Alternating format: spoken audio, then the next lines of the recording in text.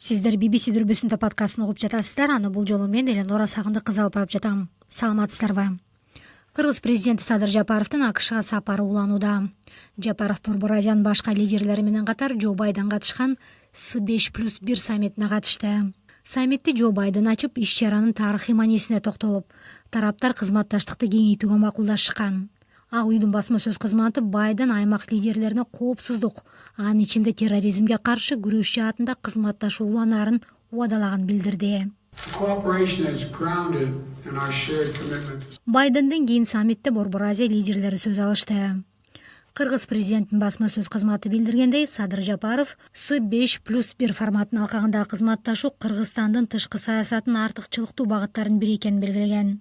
BBC эл аралык мамилелер боюнча эксперт Бурул Усманалиеваны кепке тартып, Украинадагы согуш шартында батыш өлкөлөрү эмнеге Борбор Азияга көбүрөөк көңүлүн бура баштады деп пикирин сурады.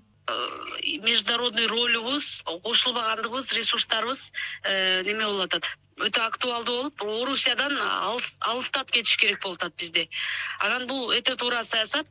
Ушуну эми түшүнүштү да, картаны карап атат да, жана шахмат ойногондой эле. Караса ушул регион өтө чоң, мына биздин Борбор Азия 50 миллиондон ашык эли бар регион. Байдендер ойлонуп көрүштү, алардын дагы немеси бар, жана intelligence деген акылдуу кызматтары. Ошонун негизинде бизди өзүнө эмерип алып, алдын алыстат да. Менин оюмча бул туура болмок да. Ушундай алыстап, тиги илгерки биз колония болуп келген чоң браттан алыстатып, бизди ушундай неме кылып атышат. Өзүнө эмергенге аракет кылып атышат. Менин оюмча бул дагы туура.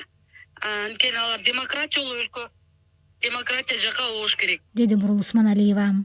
Жапаров аталган саммитте дүйнөлүк экономика коронавирус пандемиясынан кийин толук калыбына келе электе жаңы чакырыктар менен бейстабилдүүлүккө кептелип жатканын айткан. Ошондой эле мындай кризистик учурларда аймактагы азык-түлүк жана энергетикалык коопсуздукту камсыздоо аймактагы мамлекеттердин башкы милдети экенин, ага шайкеш аракеттер талап кылынарын да айткан. Садыр Жапаров Кыргызстан АКШ менен мындан ары да соода-экономикалык мамилесин кеңейтүүгө даяр экенин жана өлкөнүн энергетикалык потенциалы тууралуу айтып берген. Мындан тышкары Кыргызстандын тышкы карызын жашыл экономика долбоорлоруна айырбаштоого Америкадан көмөк сураган. Сиздер BBC дүрбүсүндө подкастын уктуңуздар. Аны бул жолу мен Эленора Сагынды кыз алып бардым.